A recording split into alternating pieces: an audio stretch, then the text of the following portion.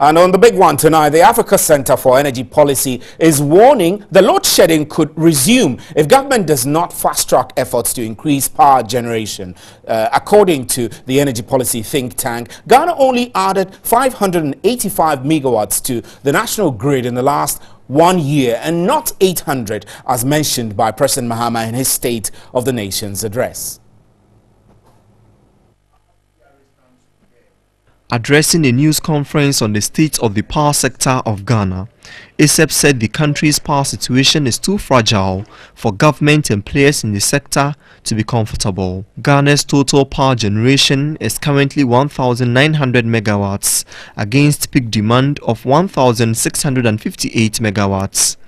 According to ASEP, the situation exposes the impact the 4-year power crisis has had on the economy. There is that relative stability in the supply of power because we are consuming less than we even projected. And beyond that projection also, we have companies that have gone under. Our own cocoa processing company is not even also producing.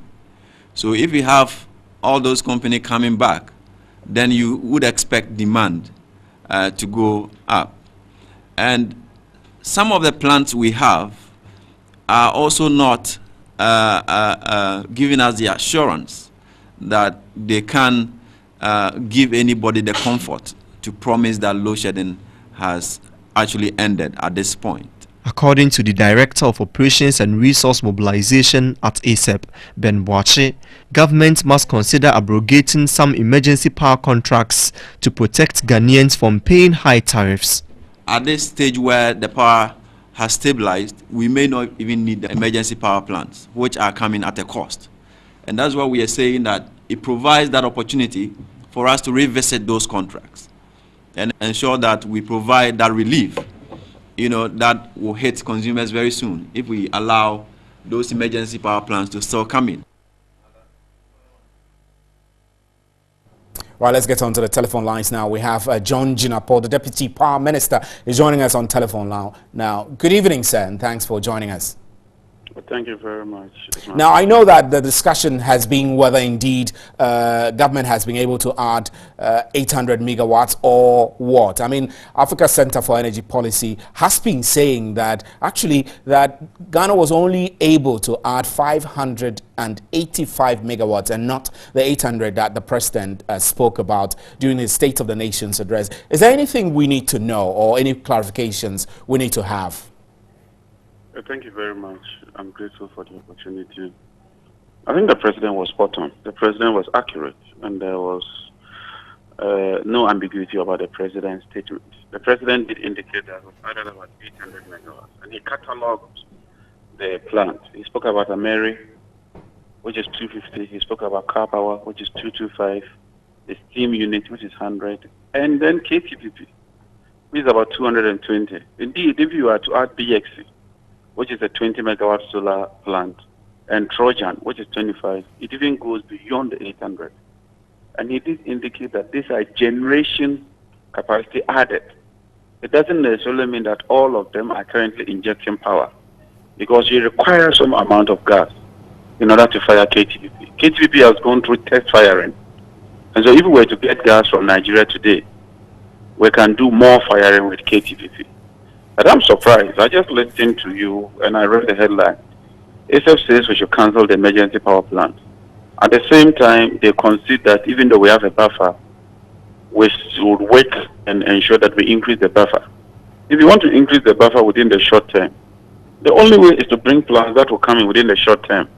And those are emergency plants.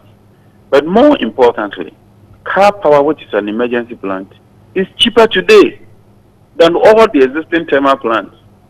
And so I'm at a loss what ASEP really wants us to do. But it's part of the debate. I intend engaging them.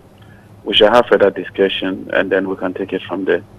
Right, and ASEP, I mean, since ASEP has been making a lot of reaction to the President's State of Nation's address when it comes to the energy. That's why we're sticking to a little more of some of the things they said. They're also saying that the power generation situation currently is too fragile for us to start feeling comfortable about things. Is that how you see it?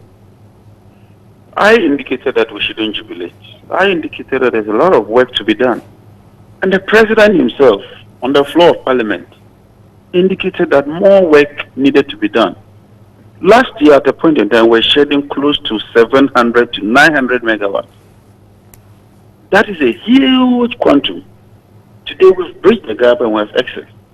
But the president says that despite the gains we've made, we need to work hard in order to increase the reserve margin so that we can be in a comfortable situation. And so we are in tandem with it when it comes to that.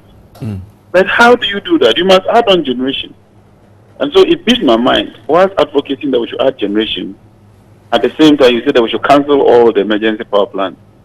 If you have to cancel all the emergency power plants, in the short term, how then do you increase generation? So you actually think that it's not a wise call, I mean, for ASEP to say that government should consider abrogating the emergency power contract so that cost of power will be cheaper for the average Ghanaian? You think that is not a valid point, or like you have already explained that what we're paying for this emergency power, it's a lot more cheaper than what's happening elsewhere, but our current economy does appear that it's a bit tight for us to be paying higher. I think the question is, what are the alternatives?